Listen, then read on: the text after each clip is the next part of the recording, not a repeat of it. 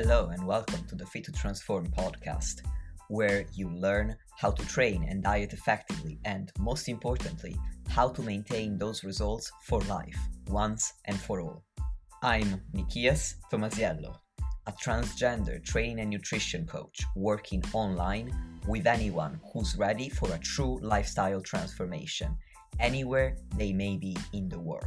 As a friendly reminder, any and all information provided is for educational purposes only. You should consult with your doctor before implementing any changes to your diet and exercise program.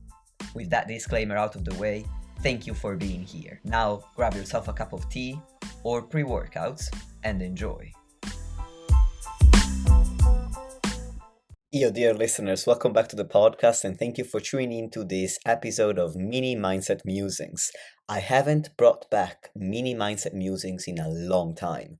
And this is also a special occasion because I recorded this episode for both my YouTube channel and this audio podcast. It's the first time that I am cross-posting content. So far, I've kept the YouTube channel and the podcast a little bit separate.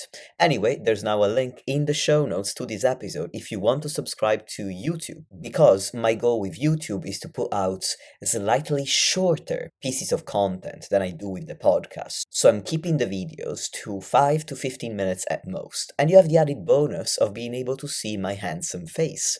So give it a subscribe and give a like to the videos that have come out so far to support the channel. Thank you very much for that. And now, without further ado, let's get into this episode.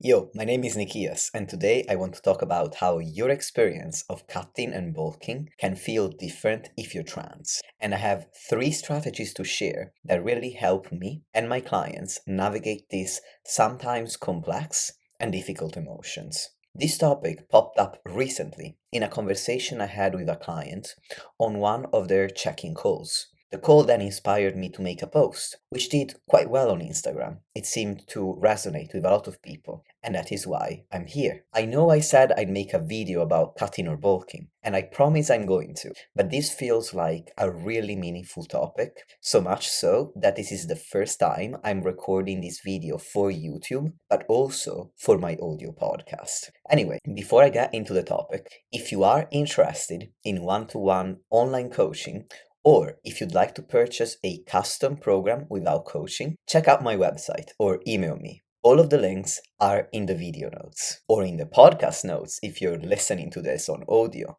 And without further ado, here's the first important point I want to make today. Cutting and bulking, if you're trans or gender diverse, isn't necessarily different physiologically, but rather psychologically and emotionally. Like cis people, we are influenced by some frankly ridiculous societal standards, such as how a man or a woman's body should look, in quotation marks, how a man or a woman should look in order to best express their masculinity or femininity. Every time I'm using some sort of weird tone, dear listener, you can tell that I am making air quotes, even though you can't see it unless you're watching this on YouTube. Anyway, these are 2 societal standards that I find ridiculous. And the third one is the idea that lean and muscular is good, whereas fat is bad.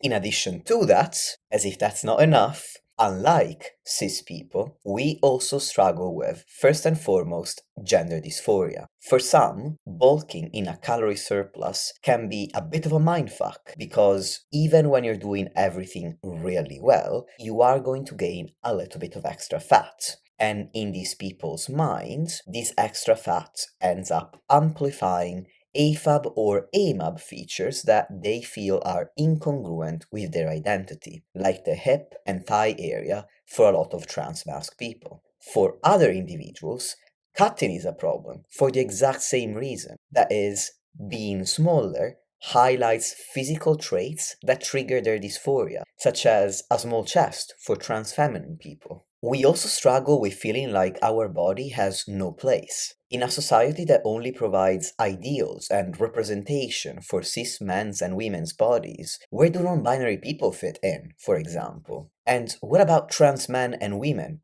who prefer a different presentation than the archetypical standard. While the current appearance-related societal standards can be harmful, having no direction or sense of belonging at all can be painful too. I'm trans myself, and so are the majority of my clients. And these are 3 of the strategies that I found most helpful to navigate these emotions. Strategy number 1 is this reframe. Both your cutting and your bulking physiques are only temporary. They serve a purpose to help you build your ideal physique. They're not your ideal physique just yet. So try to appreciate them for this reason, even though they may feel uncomfortable at times. Strategy number 2 is to work on your body image. And specifically, I suggest that you ask yourself, how can you express your identity with your actions instead of your appearance? I took a course on how to help my clients nurture their body image back in 2024, and the most important learning point for me was that building muscle or losing fat alone will not help you improve your body image. Because our body image isn't just about our appearance. Body image is defined as the collection of thoughts and emotions that we have about our appearance,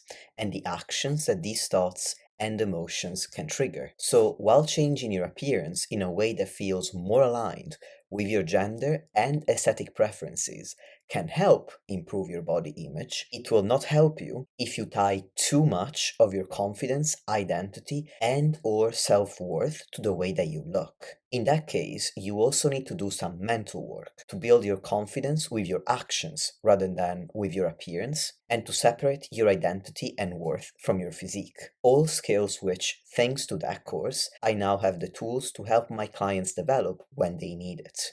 And I've also done plenty of body image work on my own self in order to develop these skills for my own personal well-being. Strategy number 3 is to reflect on the pros and cons of every phase of the physique development process, not just the cons. For instance, maybe you're not comfortable with gaining weight when you're bulking, but you love the extra energy and the extra food. Training feels amazing. And maybe you're not comfortable with looking smaller when cutting, but you can see the muscle that you were building before the cut. Your veins are popping, which is very cool if you ask me. And if you struggle with your appetite, it's nice not to feel as full as when you're bulking, right? Anyway, these are all of my 3 strategies, so that is a wrap for today's video. Also, let me know the answer to this in a comment, whether to the YouTube video or to the podcast itself. What thoughts came up for you as you were watching or listening? I'd be really curious to hear what you think of this topic. Thank you for watching or listening, and I will talk to you soon.